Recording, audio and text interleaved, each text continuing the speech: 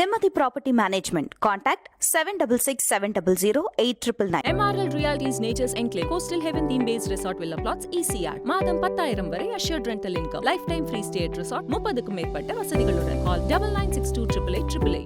Fourth estate Tamil நேயர்களுக்கு அருள்மொழிவர்மனின் அன்பார்ந்த வணக்கங்கள். இது உங்கள் ஃபோர்த் எஸ்டேட் தமிழ் வழங்கும் தலையங்கம் நிகழ்ச்சி. இன்றைக்கு நமது தலையங்கம் நிகழ்ச்சியில் விடுதலை சிறுத்தைகள் கட்சியினுடைய தலைவர், மரியாதைக்குரிய நாடாளுமன்ற உறுப்பினர் முனைவர் தொல் திருமாவளவன் அவர்கள் இன்றைக்கு அவங்களுடைய அலுவலகத்தை பார்த்தீங்கன்னா ஒரு முக்கியமான பத்திரிகையாளர் சந்திப்பு நடத்தியிருந்தாங்க. அந்த பத்திரிகையாளர் சந்திப்பில் அவர் பேசின அந்த விடயம் அப்படிங்கிறது ரொம்ப ஒரு முக்கியமான ஒரு விடயம். அது குறித்து தான் இனி நம்ம வீடியோவில் பார்க்க போகிறோம். வாங்க நிகழ்ச்சிக்குள்ளே பயணிக்கலாம். இது உங்கள் ஃபோர்த் எஸ்டேட் தமிழ் வழங்கும் தலையங்கம் நிகழ்ச்சி.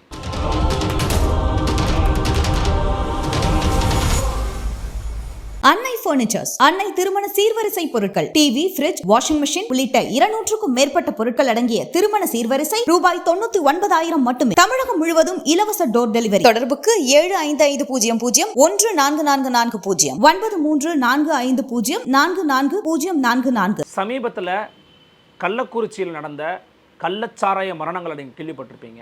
கிட்டத்தட்ட 60க்கும் மேற்பட்டோர் ஒரே நாளில் மரணம் அடைஞ்சாங்க. அதற்கு காரணம் கள்ளச்சாராயம் தான் அப்படிங்கிறது கண்டுபிடிக்கப்பட்டுச்சு. இந்த கள்ளச்சாராய மரணம் அப்படிங்கிறது அந்த ஒரு இடத்துல மட்டும் கிடையாது, அதற்கு முன்பாகவே இன்னும் சில இடங்கள்ல நடந்துச்சு. அதன் பிறகும் கூட பல இடங்களில் கண்டுபிடிக்கப்பட்டு அந்த கள்ளச்சாராயங்கள் ஒழிக்கப்பட்டுச்சு. அந்த சம்பவம் நடந்த ஒரு சில வாரங்கள் மட்டும் இது போன்ற கள்ளச்சாராயங்கள் கண்டுபிடிக்கப்பட்டு பேரலாக ஒழிக்கப்படும் காட்சிகள் எல்லாம் ஊடகங்களை நீங்கள் பார்த்துருப்பீங்க. அதன் பிறகு நேற்றோ அல்லது போன மாதமோ அல்லது போன வாரமோ நீங்கள் பார்த்துருப்பீங்களான்னு கேட்டால் நிச்சயமாக பார்த்துருக்க மாட்டீங்க. ஏன்னா இது ஒரு சைக்கிளிக்கான நிகழ்வாக நடந்துக்கிட்டு இருக்குது. பல மரணங்கள், நடவடிக்கைகள், திரும்ப மரணங்கள், நடவடிக்கைகள் அப்படிங்கிற மாதிரி தான் தமிழ்நாட்டை பொறுத்த வரைக்கும் நடந்துக்கிட்டு இருக்குது.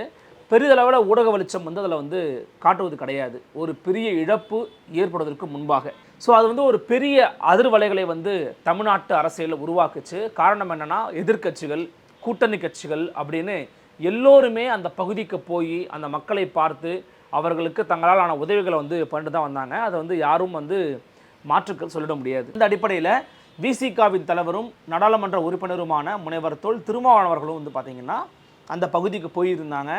அந்த பகுதியில் நாங்களும் போய் பேட்டிகள் எடுத்த போது அவர்கிட்ட நாங்கள் ஒரு ஸ்பெஷல் பைட் தொடர்பாக எடுத்திருந்தோம். அதை கூட நீங்கள் பார்க்கலாம். அதுலேயும் கூட அவர் சொல்லியிருந்தார், முழு மது விலக்கு ஒன்றுதான் இதற்கு முழுமையான தீர்வு அப்படின்னு ரொம்ப தீர்க்கமாக தன்னுடைய முடிவை பேசியிருப்பார் டாக்டர் திருமாவளவன் அவர்கள். அந்த கருத்தை ஒத்தே இன்றைக்கும் ஒரு ப்ரெஸ் மீட் கொடுத்துருந்தார். அதனுடைய நீட்சியாகத்தான் இதை நான் பார்க்குறேன். என்ன அப்படின்னா,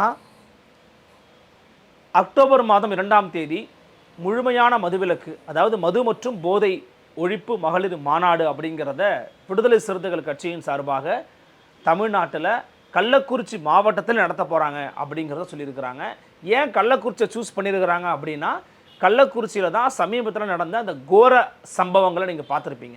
60க்கும் மேற்பட்ட உயிர்கள் ஒரே நாளில் மரணம் அடைஞ்சு 60க்கும் மேற்பட்ட உயிர்களை ஒரே இடத்துல வச்சு எரிச்சாங்க அப்படிங்கிறத நம்ம பார்த்தோம், அந்த அவங்களுடைய உடல்களை. அப்படியான ஒரு கோரமான சம்பவம் தமிழ்நாட்டில் ஒரு இந்த ஆட்சியினுடைய ஒரு கரும்புள்ளியாக அந்த சம்பவத்தை நம்ம பார்க்கணும் அப்படின்னா அந்த சம்பவத்தை தான் சொல்லி ஆகணும். அந்த அளவுக்கான ஒரு அனைவரையும் அதில் வச்ச ஒரு சம்பவம். இப்போது அந்த இடத்துலையே மீண்டும் ஒரு மது ஒழிப்பு, போதை ஒழிப்பு மகளிர் மாநாடு நடத்துவதன் மூலமாக இன்னும் மக்கள் மத்தியில் ஒரு அவேர்னஸை கிரியேட் பண்ணலாம். மதுவுக்கு எதிராக, போதைக்கு எதிராக ஒரு பிரச்சாரத்தை முன்னெடுக்கணும் அப்படிங்கிறதுக்காக விசிகா முன்னெடுக்கக்கூடிய ஒரு நல்ல முயற்சியாகத்தான் இதை பொது சமூகம் அப்படிங்கிறது பார்க்குறாங்க. காரணம் என்னென்னா, சமூகத்தில் இன்றைய காலகட்டத்தில் ரொம்ப அதிகமாக யங்ஸ்டர்ஸ் மத்தியில் பார்த்திங்கன்னா போதை, மது போன்ற பழக்கங்கள் ரொம்ப இலகுவாக இருக்குது, ரொம்ப அவங்களுக்கு ஈஸி ஆக்சஸாக இருக்குது. அவங்க ரொம்ப ஈஸியாக அடிக்ட் ஆகிடுறாங்க. அவங்களுக்கு அந்த எதிர்கால சிந்தனை குறித்தோ, தங்களுடைய வாழ்நாள் குறித்தோ, தங்களுடைய வாழ்க்கையினுடைய அடுத்த கட்ட இலக்குகளை குறித்தோ சிந்தனை செய்ய விடாமல் இது போன்ற மது போதை பொருட்களுக்கு அடிமையாகி அதன் ஊடாக சிறுத்தனுடைய வாழ்க்கையை சீரழித்து தன்னுடைய குடும்பத்தையும் சீரழித்து சமூகத்தையும் சீரழிச்சுக்கிட்டு இருக்காங்க. எனவே இது ரொம்ப அதிகமாகிட்டே இருக்குது. அந்த அடிப்படையில் அதை தடுக்க வேண்டிய பொறுப்பும் கடமையும் ஒரு மாநில கட்சியாக விசிகாவுக்கு இருக்கிறது அப்படிங்கிறத எடுத்து உரைக்கும் விதமாகத்தான் இன்றைக்கு அவருடைய ஒரு பேட்டி அப்படிங்கிறது அமைஞ்சிருக்குது. அந்த பேட்டியில் ஒரு பலவிதமான டேட்டா பாயிண்ட்ஸை சொல்கிறாரு. கடந்த காலங்களில் எவ்வளவு இறப்புகள் கள்ளச்சாத்து நடந்துக்கிட்டு இருக்குது அப்படிங்கிறத சொல்கிறாரு. இதில் குறிப்பாக யாருக்கெல்லாம் ஒரு சம்மட்டி அடிச்சிருக்கிறாருன்னு பார்த்தோம் அப்படின்னா, இன்றைக்குமே வந்து பார்த்திங்கன்னா பெரியாரையும் அம்பேத்கரையும் மார்க்ஸையெல்லாம் பேசுவாங்க. ஆனால் பேசிக்கொண்டே இவங்கெல்லாம் வந்து பார்த்திங்கன்னா மது குடிச்சு தாங்க ஆகணும், பார்த்தீங்களா தூய்மை பணியாளர்கள் இருக்கிறாங்க அவங்களாம் மது குடிச்சு தானே ஆகணும் அப்படின்னு ரொம்ப ஒரு மொக்கையான ஒரு வாதத்தை முன் வச்சு அவர்களுடைய சுய இன்பத்திற்காக அதை வந்து வெளிப்படையாக சொல்ல முடியாமல் மது வேணும் அப்படிங்கிற ஒரு ஸ்டாண்டில் வந்து மறைமுகமாக நிற்பாங்க. ஆனால் வெளியில் சில முற்போக்கு முகமூடிகள் அணிஞ்சுப்பாங்க. அவருடைய முகத்திரைகளை கிழிக்கும் விதமாக ஒரு முக்கியமான கருத்தை சொல்லியிருப்பார். ஒட்டுமொத்தமாக மதுவை ஒழிக்கணும் அப்படிங்கிறது தான் நோக்கமாக இருக்க முடியும்.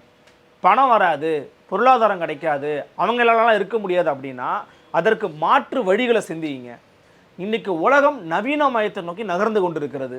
நீங்களே இன்றைக்கி தூய்மை பணியாளர்கள் விவகாரங்களில் தனியார் கார்ப்பரேட்டுகள் கையில் இன்றைக்கி தமிழ்நாடு அரசு கொடுத்துக்கிட்டு இருக்கு.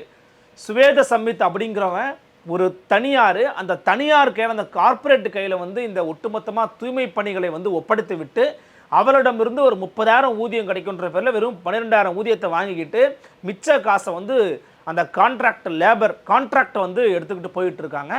தமிழ்நாட்டில் சமீப காலங்களில் மிக முக்கியமான பணிகள் எல்லாம் கான்ட்ராக்டுகள்கிட்டையும் தனியார்கள்ட்டையும் கார்ப்பரேட்டுகள்லையும் போய்கிட்டு இருக்கு அப்படிங்கிறது ஒரு மிக முக்கியமான விவாத பொருளாக மாறி இருக்க வேண்டும். கெடுவாய்ப்பாக அது மாறலை. காரணம் என்னென்னா, கூடவே இருக்கிற சிபிஎம்மே கூட போராட நிலைமை கூட அதற்கு செவிமடுக்கும் இடத்துல தமிழ்நாடு திமுக அரசு இல்லை. ஓகே, இது வந்து செப்பரேட். எதுக்காக சொல்ல வர அப்படின்னா, இப்படியாக தூய்மை பணியாளர்கள் கஷ்டப்படுறாங்க, அவங்களாம் வந்து குடிப்பாங்க, சாக்கடை அல்றவங்க குடிப்பாங்க, இப்படியெல்லாம் சொல்லி சொல்லி சொல்லி மதுவின் மீதான ஒரு நார்மலைசேஷனை வந்து கொண்டு வர முயற்சி பண்ணுறாங்க. அப்படிலாம் பண்ணவே கூடாது. மது ஒழிப்பு அப்படிங்கிறது தான் ஒரே கொள்கை, முழு மது விலக்கு தான் ஒரே கொள்கை. இந்தியாவில் பீகார் மாநிலத்தில் முழுமையான மது விலக்கை அமல்படுத்தியதன் காரணமாக இல்லத்தில் நடக்கக்கூடிய பெண்களுக்கு எதிரான வன்கொடுமைகள் குறைந்திருக்கிறது, பிள்ளைகளுக்கு எதிரான வன்கொடுமைகள் குறைந்திருக்கிறது, ஒழுங்காக வேலைக்கு போகிறாங்க, பணத்தை தேவையில்லாமல் செலவழிக்காமல் இருக்கிறாங்க, சேமிப்பு திறன் அதிகமாக இருக்கிறது, சமூகத்தில் நடக்கக்கூடிய கொடுமைகள் குறைந்திருக்கிறது, மற்றவர்களுக்கு எதிரான வாய் வழியிலான சிக்கல்கள், கைகலப்பு, இப்படியான பலவிதமான சிக்கல்கள் வந்து குறைந்திருக்கிறது இப்படின்னு டேட்டா பாயிண்ட்ஸ் அடுக்கியிருக்கிறாங்க. அதை ஒரு முன்னுதாரணமாக காண்பித்திருக்கிறார் டாக்டர் மரியாதைக்குரிய திருமாவளவன் அவர்கள். ஸோ இதன் மூலமாக என்ன சொல்ல வராங்க அப்படின்னா, தமிழ்நாட்டிலும் முழு மது விலக்கை அமல்படுத்த வேண்டும் அப்படிங்கிறத சொல்கிறாங்க. ஸோ இது வந்து ஒரு சைடு.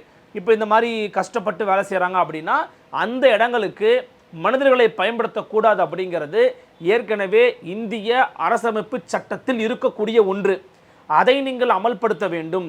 மனிதர்களை மலமல்ல பயன்படுத்தக்கூடாது, மனிதர்களை சாக்கடையில் பயன்படுத்தக்கூடாது, மனிதர்களை இப்படியான மோசமான செயல்களுக்கு பயன்படுத்தக்கூடாது அப்படிங்கிற சட்டத்தை அமல்படுத்தி அங்கேருந்து அவங்களை விடுவிக்க வேண்டுமே ஒழிய அதை செய்கிறாங்க அவங்களுக்கு ஒரு கிளாஸ் ஊற்றி கொடுங்க அப்படின்னு சொல்வது ஒரு நாளும் முற்போக்காக ஆக முடியாது அப்படிங்கிறது தான் என்னுடைய பேச்சு தெளிவாக தெரிகிறது. இன்னொரு பக்கம் பார்த்தீங்கன்னா, பொருளாதார ரீதியிலான வலிமை வேண்டும், நமக்கு வந்து பணம் கிடைக்காது அப்படின்னா அப்படிலாம் ஒன்றும் கிடையாதுங்க. நமக்குன்னு இருக்கக்கூடிய வரி வருவாயிலிருந்து பலவிதமான பொருளாதாரத்தை ஈட்ட முடியும். இரண்டாவது, கனிம வளங்கள் மீது வரியினை போட்டு மாநில அரசை அந்த வரி வரவை எடுத்துக்கொள்ளலாம் அப்படின்னு சமீபத்தில் உச்சநீதிமன்றம் கூட ஒரு தீர்ப்பு கொடுத்துருக்குறாங்க, அதுக்கு அனுமதி வழங்கிட்டாங்க. அப்படின்னும் போது அந்த வழியில் போய் வருமானத்தை ஈட்டுவதற்கான வழிவகைகளை ஒரு மாநில அரசு செய்யணும். மூன்றாவதாக வந்து பார்த்தீங்கன்னா, மத்திய அரசுகிட்ட இருந்து நடுவண் அரசுகிட்ட இருந்து பார்த்தீங்கன்னா காசு கேளுங்க. என்னென்னு, எங்களுக்கு முழு மதுவிலக்கை அமல்படுத்தியதன் மூலமாக, காந்தியின் கனவை நனவாக்கியதன் மூலமாக, இந்த இந்திய திருநாட்டிற்கென்று ஒரு கொள்கையை ஒரு நாடு ஒரு மாநிலம் வந்து அமல்படுத்திக்கிட்டு இருக்கு, எங்களுக்கு நெருக்கடி இருக்குது, நிதி நெருக்கடியை நீங்கள் தீர்வு பண்ணுங்க அப்படின்னு சொல்லி அதற்கென்று சிறப்பு நிதியை வாங்குங்க, நமக்குன்னு வர வேண்டிய ஜிஎஸ்டி நிலுவைத் தொகையாக இருக்குதா அது சீக்கிரம் வாங்குங்க, இப்படியெல்லாம் வாங்கி அதை சரி செய்யணுமே ஒழிய, ஆமாங்க காசு கிடைக்காதுங்க, நிதி நெருக்கடி ஆகுங்க, நலத்திட்டங்களை செய்ய முடியாதுங்க அப்படின்னு சொல்லி அதை மடைமாற்றுவது அப்படிங்கிறது மோசடித்தனம் அப்படின்னு வந்து குறிப்பிடுகிறார் டாக்டர் திருமாவளவன். மிக குறிப்பாக வந்து பார்த்தீங்கன்னு வச்சுக்கோங்களேன், இன்னொரு பாயிண்ட் ஆஃப் வியூ நம்ம கண்டிப்பாக பார்க்கலாம். என்ன அப்படின்னா, இப்போ 1000 ரூபாய் உதவித்தொகை கொடுக்குறாங்க, நல்ல விஷயம். உரிமை தொகை கொடுக்குறாங்க, பள்ளிக்கூட குழந்தைங்களுக்கு கொடுக்குறாங்க, சிற்றுண்டு திட்டம் கொடுக்குறாங்க. இதுக்கெல்லாம் காசு எங்கேருந்து வருது உங்களுக்கு? அந்த மதுலேருந்து தான் வருதுன்னு சொன்னீங்கன்னா அதை விட கொடுமை வேறு எதுவுமே கிடையாது, அதை விட கொடுமை வேறு எதுவுமே கிடையாது. காரணம் என்னென்னா, 45,000 கோடிகளை ஈட்டுறீங்க. ஒரு ஆண்டில் 45,000 கோடி. அது மட்டும் இல்லாமல் தமிழ்நாடு முழுக்க எந்தெந்த இடங்கள்லாம் எந்தெந்த மாவட்டங்களெல்லாம் சேல்ஸ் ரொம்ப கம்மியாக இருக்குதோ அதையெல்லாம் குறிவைத்து இங்கெல்லாம் சேல்ஸ் அதிகமாக்கு, இன்னும் நிறைய பேரை குடிக்கவி, இன்னும் நிறைய பேரை குடிக்க கூப்பிட்டு வா, எப்படியாச்சும் இங்கே அதிகமாக்கு அப்படின்னு மிக மோசமான ஒரு அரசு கொள்கையை வந்து இங்கே அமல்படுத்திக்கிட்டு இருக்காங்க. இந்த திமுகவின் கொள்கை வேறு, அரசின் கொள்கை வேறுலாம் இங்கே வந்து சமாளிக்கக்கூடாது. அப்படி பண்ணுறது வந்து உண்மையிலேயே நல்ல விஷயமும் கிடையாது. உங்கள் கொள்கையை தான் நீங்கள் அரசில் வந்து அமல்படுத்துவீங்கன்ற நம்பிக்கையோடு தான் உங்களை மக்கள் அழைச்சிட்டு வந்திருக்கிறாங்க. மற்ற கொள்கைகளை விடுங்க, மக்கள் நலத்திட்டங்களுக்கான கொள்கைகளை நீங்கள் முழுமையாக அமல்படுத்தணும் அப்படிங்கிறதுக்காக தான் மக்கள் உங்களுக்கு ஓட்டு போட்டாங்க. நான் 16 தான் சொன்னேன், 19 சொல்லலை, நான் 16 தான் சொன்னேன், 21 சொல்லலை அப்படின்னு மடைமாற்றுவது, விலகிச் செல்வது அப்படிங்கிறது மக்கள் விரோத செயலை தான் வந்து குறிக்கும். அப்படியாகத்தான் ஒரு முறை அமைச்சர் மரியாதைக்குரிய உதயநிதி ஸ்டாலின் வந்து பார்த்தீங்கன்னா ஒரு இடத்துல பேசும்போது நாங்கள் 16 சொன்னமே ஓட்டு போட்டிங்களான்னு கேட்டார். உண்மையிலே அது சரியான ஒரு வாதம் கிடையாது, அது ஒரு முதிர்ச்சியான ஒரு அணுகுமுறையும் கிடையாது. மதுவிலக்கு எங்கள் வீட்டில் வந்து இந்த மாதிரி குடிச்சிட்டு சாகுறாங்கங்க, குடிச்சிட்டு தப்பாக நடந்துக்கிறாங்கங்க, நாடு ரொம்ப மோசமாக போயிட்டுருக்குன்னு ஒரு பெண்மணி உங்கள்கிட்ட ஒரு கோரிக்கை வச்சாங்கன்னா நிச்சயமாக அரசு செவிசாய்க்கும், அரசு நடவடிக்கை எடுக்கும் அப்படின்னு சொல்கிறது தான் ஒரு நல்ல அணுகுமுறை. 16 சொன்னமே ஓட்டு போட்டிங்களான்னு கேட்குறது ஒரு நல்ல அணுகுமுறையே கிடையாது. அதை கேட்டிருந்தார் திரு உதயநிதி அவர்கள். எனவே இதெல்லாம் வச்சு பார்க்கும்போது அரசாங்கம் வந்து அந்த கொள்கையை நோக்கி நடை போடணும். ஆனால் அப்படி நடை போடலை அப்படிங்கிறதையும் இதே ப்ரெஸ் மீட்டில் தான் வந்து சொல்கிறார் டாக்டர் திருமாவளவன். காரணம் என்னென்னா, எப்படி சொல்கிறேன் அப்படின்னா, திமுக அரசு தன்னுடைய அறிவிக்கையில் சொன்னதை செய்யணும், செய்யலை. மதுக்கடைகளை குறைக்கிறீங்கன்னு சொல்லியிருக்கிறீங்க, செய்யலை. அப்போ எதெல்லாம் சொன்னீங்களோ அதெல்லாம் செய்யுங்கன்னு தான் நாங்களுமே கேட்குறோம். பத்திரிகையாளர்கள் நீங்கள் மட்டும் இல்லைங்க, நாங்களும் அதுதாங்க கேட்குறோம், இதன் வாயிலாக வலியுறுத்தி தாங்க நாங்கள் கேட்குறோம் அப்படின்னு வெளிப்படையாக திமுக அரசுக்கு தன்னுடைய கோரிக்கைகளை வைத்திருக்கிறார் டாக்டர் திருமாவளவன். கூட நின்றுட்டாரு அப்படின்னு நம்ம பார்த்தோம் அப்படின்னா அப்படி இல்லை.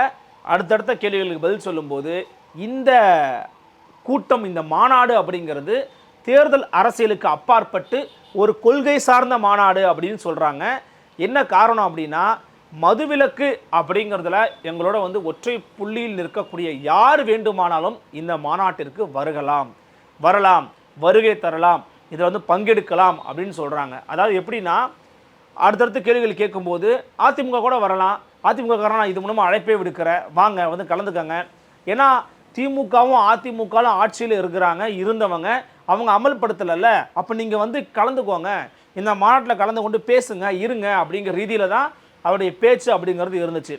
என்னடா இது வெளிப்படையாக அதிமுகவை வாங்க அப்படின்னு சொல்கிறாரு அப்படின்னா எல்லாருமே வரலாமான்னு கேட்கும்போது அப்படி கிடையாது. சாதியவாத சக்திகள் வரக்கூடாது, மதவாத சக்திகள் வரக்கூடாது. சாதிய போதை அப்படிங்கிறது மது போதையை விட கொடுமையானது, மத போதை அப்படிங்கிறது மது போதை விட கொடுமையானது அப்படிங்கிற ஒரு ஸ்டாண்டை வந்து ரொம்ப தெளிவாக பேசியிருந்தார். அதில் வந்து யாருக்கும் மாற்றுக்கிறதே கிடையாது. இந்த மது போதையை விட இந்த சாதி மத போதை அப்படிங்கிறது சக மனிதர்களுக்குள்ள பிளவை உண்டாக்கி கிட்டத்தட்ட ஒரு மோசமான விருப்புணர்வு நோக்கி தள்ளிடும். அது இருக்கவே கூடாது. அப்படி இருக்கிறவங்க இந்த மாநாட்டில் கலந்து கொள்ளவே அவசியமே கிடையாது. அவர்களுடைய கொள்கையே மதுவிலக்காக இருந்தாலும் அவர்கள் கலந்து கொள்ள வேண்டாம். ஆனால் மற்ற ஜனநாயக சக்திகள் எல்லோருமே இந்த மாநாட்டில் கலந்து கொள்ளலாம் அப்படின்னு ஒரு ஓப்பன் அழைப்பை வந்து விடுத்திருக்கிறார் டாக்டர் திருமாவளவன். இது குறித்து மூத்த பத்திரிகையாளர்கள் வந்து என்ன பேட்டி கொடுத்துருக்குறாங்கன்னா, இதுவும் ஒரு தேர்தல் நெருங்கி கொண்டிருக்கிற நேரத்தில் ஒரு சாதாரண விஷயமாக கடந்து போயிட முடியாதுன்னு சொல்கிறாங்க. அது மட்டும் இல்லாமல் திமுகவுக்கு உள்ள கொஞ்சம் புழுக்கத்தில் தான் விசிகா இருக்கிறது அப்படிங்கிற கருத்துக்களையும் பல பேர் வந்து பல பேட்டிகளில் முன்வைக்கிறாங்க. ஆனால் எந்த இடத்துலையும் இதுவரைக்கும் நாங்கள் ரொம்ப ஜனநாயக சக்தியாக இயங்கிக்கிட்டு இருக்கோம், எங்களுக்கான கட்சி, எங்களுக்கான கொள்கை, எங்களுக்கான பாதை, எங்களுக்கான கோட்பாடுங்கிறது தனியாக இருக்கிறது. கூட்டணிங்கிறது ஒரு தேர்தல் காலத்து கூட்டணி தான். அதில் திமுக வந்து பிஜேபி எதிர்ப்பில் ரொம்ப ஸ்ட்ராங்காக இருக்கிறாங்க. எங்களுக்கு இடையிலான கூட்டணிங்கிறது எந்த விரிசலும் இல்லாமல் சுமூகமாக சிறப்பாக இருக்கிறது தான் அவரும் வந்து பல இடங்களை உண்மைச்சு பேசியிருக்கிறாரு. நம்முடைய பார்வையும் அப்படியாகத்தான் இருக்கிறது. திமுகவுக்கும் விசிகாவுக்கும் இடையில் எந்த விதமான பிளவும் இப்போது வரைக்கும் கிடையாது. பிளவு உருவாவதற்கும் வாய்ப்புகள் அப்படிங்கிறது 99% கிடையவே கிடையாது அப்படிங்கிறது நம்மளுடைய பாயிண்ட் ஆஃப் வியூ. ஆனால் இங்கே மற்றவங்க சொல்கிறாங்கிறது நம்ம கூடுதலாக சொல்லிடலாம். எப்படின்னா, இப்போ தராஷ் ஷாம் போன்றவங்களோ இல்லை மற்ற மூத்த பத்திரிகையாளர்களோ பேசும்போது அதிமுகவுக்கு விடுத்திருக்கக்கூடிய அழைப்பு அப்படிங்கிறத சாதாரணமாக கடந்து போயிட முடியாதுன்னு சொல்கிறாங்க. இது மட்டும் இல்லாமல் இன்னொரு பக்கம் பார்த்தீங்கன்னா, திமுகவை விட்டுட்டாங்க அப்படின்னா அவங்க அதிமுகவுக்கு தான் போய் ஆகணும். ஒரு வேளை அலையன்ஸில் மாற்றம் ஏற்பட்டுச்சு அப்படின்னா அதிமுகவுக்கு போகிறாங்க அப்படின்னா அதிமுகவுக்கு ஒரு மிகப்பெரிய ஒரு வலிமையான ஒரு ஆயுதமாக மாறும் விசிக அப்படிங்கிறது. அதிமுக பக்கம் விசிக போயிட்டாங்க அப்படின்னா பாட்டாளி மக்கள் கட்சி கண்டிப்பாக திமுக பக்கம் தான் போவாங்க. அப்போ டெஃபினட்டாக விசிக வந்து திமுக இருக்கக்கூடிய ஒரு நிலைக்கு வந்து வருவாங்க. காரணம் என்னென்னா பாமக திமுகவுக்கு போயிடுவாங்க. ஸோ பிஜேபி பக்கம் போவதுக்கான வாய்ப்புகள் குறைவாக இருக்கும். திமுக பக்கம் தான் போவாங்க. ஏன்னா வந்து வரக்கூடிய தேர்தல் அப்படிங்கிறது ஒரு மாநில தேர்தல். ஸோ இப்படியாக அதிமுகவுக்கு அழைப்பு விடுத்ததன் பின்னணியில் ஒரு தேர்தல் கணக்கு இருக்குதா அப்படிங்கிற ஒரு எண்ணமும் என்ன தோன்றியிருக்கிறது. ஆனால் விசிக தலைவர் தரப்பில் பேசும்போது இது ஒரு கொள்கை மாநாடு, இதுக்கும் தேர்தலுக்கும் சுத்தமாக துளியளவும் சம்பந்தமே கிடையாது அப்படின்னு மீண்டும் மீண்டும் வலியுறுத்தி வந்து சொல்லியிருந்தார். இருந்தாலும் மது மற்றும் போதை ஒழிப்பு மகளிர் மாநாடு அப்படிங்கிறது விசிக நடத்த இருக்கக்கூடிய ஒரு முக்கியமான ஒரு மாநாடாக தான் நம்ம பார்க்கணும். இதே ப்ரெஸ் மீட்டில் விஜயனுடைய மாநாடு குறித்து கேள்வி கேட்ட போதும் அவர் வந்து மீண்டும் சொல்லியிருக்கிறார், விஜய் அவர்களுடைய மாநாட்டுக்கு என்னுடைய மனமார்ந்த வாழ்த்துக்கள் அப்படிங்கிறது தெரிவிச்சிருக்கிறாரு. விஜய் ஒரு பக்கம் திருமாவோட பேசிக்கிட்டு தான் இருக்கிறாருங்கிறதையும் சொல்லிக்கிட்டு இருக்காங்க. ஸோ விஜய், திருமாவளவன், அதிமுக, அப்புறம் நாம் தமிழர் கட்சி, இப்படியாக பலவிதமான முனைகளில் இருக்கக்கூடிய நபர்கள் ஒருவேளை ஒன்றானாங்க, ஒருவேளை ஒன்றா சேர்றாங்க அப்படின்னா எப்படி இருக்கும் தெரியுமா அப்படின்னு இன்றைக்கும் சமூக வலைதளங்களில் பல பேர் வந்து பேசிக்கிட்டும் எழுதிக்கிட்டும் தான் இருக்கிறாங்க. ஆனால் அதற்கெல்லான வாய்ப்புகள் அப்படிங்கிறது ரொம்ப குறைவு அப்படின்னு தான் இன்றைக்கி இருக்கக்கூடிய சினாரியை வச்சு பார்க்கும்போது நம்மளால் சொல்ல முடிகிறது. திமுக கூட்டணி ஒரு பக்கம் வலிமையாகவும் வலுவாகவும் இருக்கிறது, இன்னொரு பக்கம் அதிமுகவுக்கு கூட்டணி இல்லாமல் தனியாக இருக்கிறது. ஏனென்றால் அதிமுக உட்பட மற்ற எல்லா எதிர்க்கட்சிகளும் திமுக எதிர்ப்பாக இருந்தாலுமே கூட தனித்தனியாக இருக்கிறார்கள் அப்படிங்கிறது தான் இங்கே வந்து இருக்கிற ஒரு மிகப்பெரிய ஒரு மைனஸாக பார்க்க முடிகிறது. ஒருவேளை ஒன்றாக இருந்தாங்கன்னா அது வேற ஒரு டைமென்ஷனை கிரியேட் பண்ணும் அப்படிங்கிறது தான் பொதுவான கருத்தாகவும் இருக்கிறது. எனவே அக்டோபர் மாதம் 2ஆம் தேதி விசிக நடத்த இருக்கக்கூடிய மாநாடு அப்படிங்கிறது திமுகவுக்கு நெருக்கடியை கொடுக்குமா? திமுக ஆட்சியில் இருக்கும்போதே தமிழ்நாட்டில் அதுவும் கள்ளக்குறிச்சியில் போதை ஒழிப்பு, மது ஒழிப்பு மகளிர் மாநாடு நடத்துறது அப்படிங்கிறது ஒரு சாதாரணமான விஷயம் கிடையாது. அதுக்கு உண்மையிலேயே ஒரு தைரியமும், அதற்கு உண்மை கூட்டணிக்குள்ளேயே இருந்தாலுமே கூட அதற்கென்ற ஒரு தெளிந்த பார்வையும் இருக்கணும். அந்த துணிச்சலும் தைரியமும் விசிகாவுக்கு இருக்கிறது அப்படிங்கிறத இந்த அறிவிப்பின் மூலமாக அறிய முடிகிறது. விசிகாவுடைய இந்த மாநாடு அப்படிங்கிறது திமுகவுக்கு தரக்கூடிய நெருக்கடியாக எடுத்துக்கொள்ளலாமா, அல்லது இது ஒரு கொள்கை சார் மாநாடு அப்படின்னு கடந்து போகணுமா? உங்களுடைய பார்வை என்ன அப்படிங்கிறத கமெண்ட் செக்ஷனில் பதிவு பண்ணுங்கள். மற்றும் ஒரு தலையங்கம் செய்தியில் மற்றும் ஒரு செய்தியோடு சந்திக்கிறேன். நன்றி, வணக்கம்.